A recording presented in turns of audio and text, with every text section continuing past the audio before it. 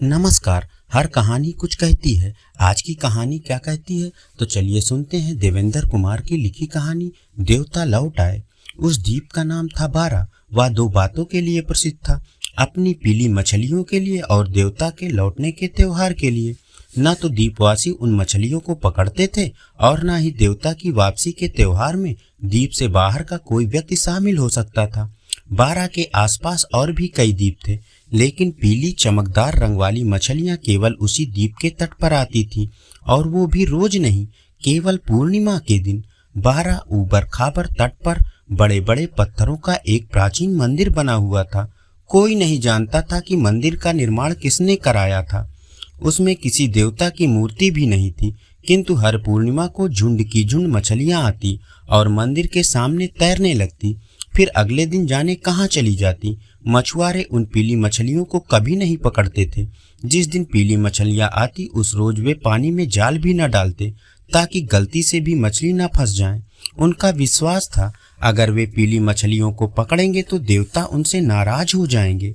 एक बार ऐसा ही तो हुआ था।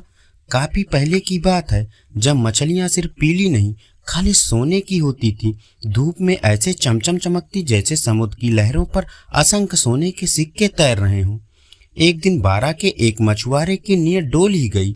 बारा में आने वाले एक व्यापारी ने उससे कहा था, अगर तुम मुझे वे सुनहरी मछलियां ला दो तो मैं तुम्हें बहुत बड़ी रकम दूंगा।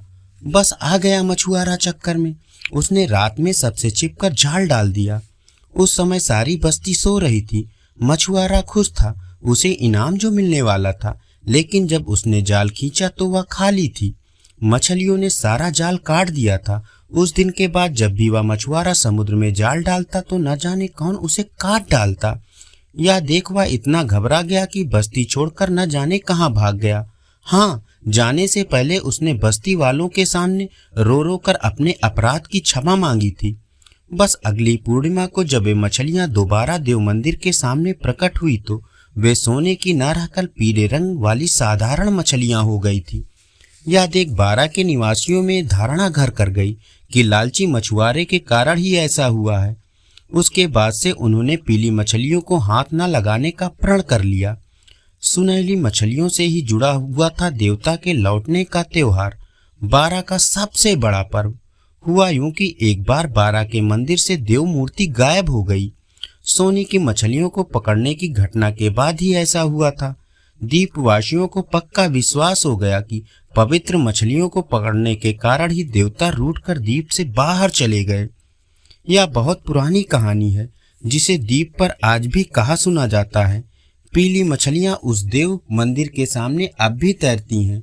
देव मंदिर में मूर्ति नहीं है, पर देवता के लौटने का त्योहार वर्ष की अंतिम अमावस्या की रात को मनाया जाता है। उस त्योहार की तैयारियां बारा द्वीप पर बहुत पहले से ही शुरू हो जाती थीं।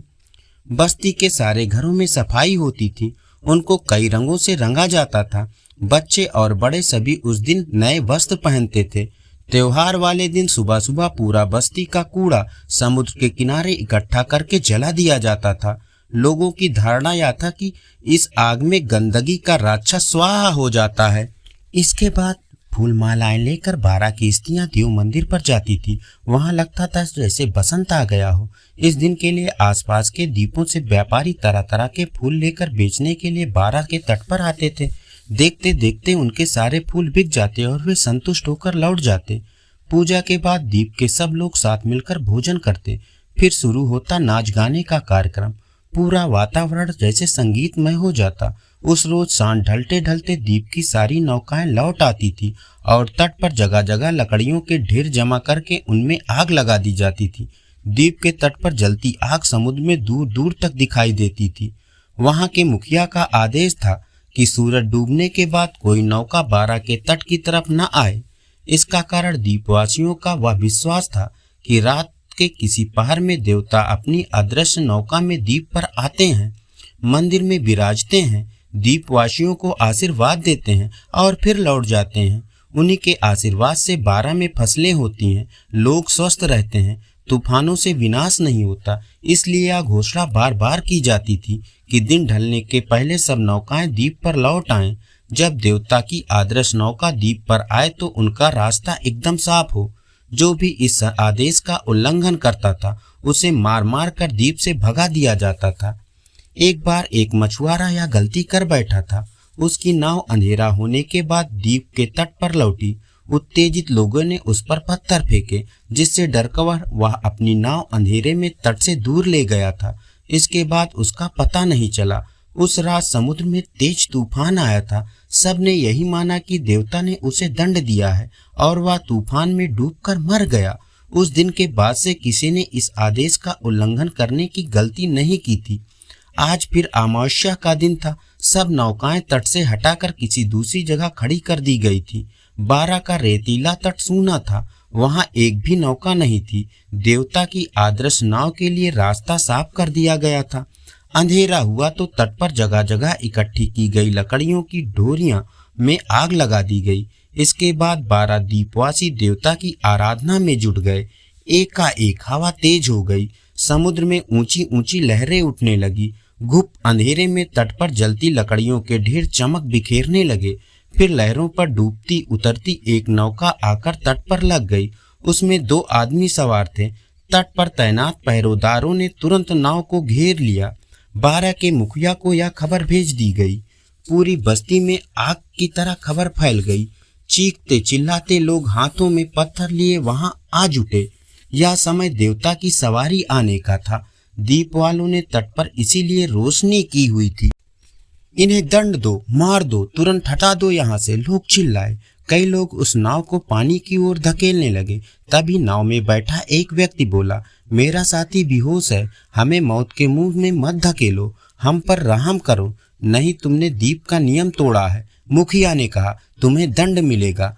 कैसा नियम? यह समय द्वीप पर देवता के आने का है। हम द्वीपवासी 1 वर्ष से इस त्योहार की तैयारी करते हैं। तुम लोगों ने त्योहार में विघ्न डाला है। देवता तुम्हें कभी क्षमा नहीं करेंगे। नाव भारी होने के कारण गीली रेत में धंस गई थी।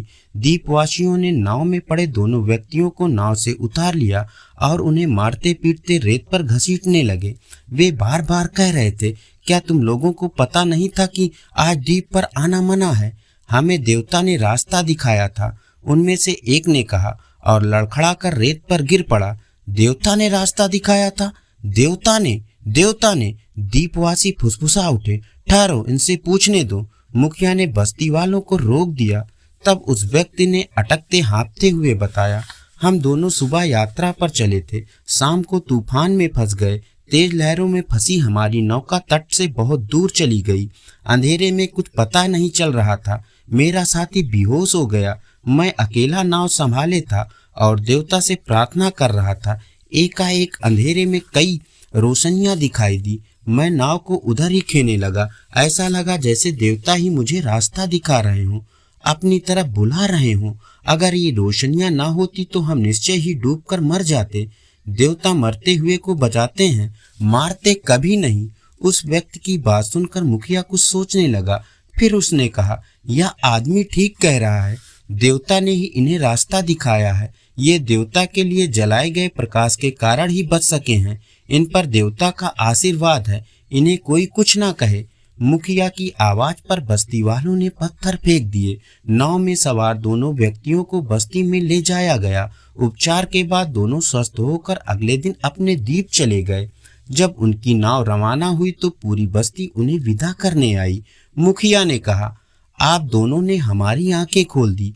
आज से हम यह बंधन हटा रहे हैं कि देवता के आगमन की रात कोई यहाँ न आए।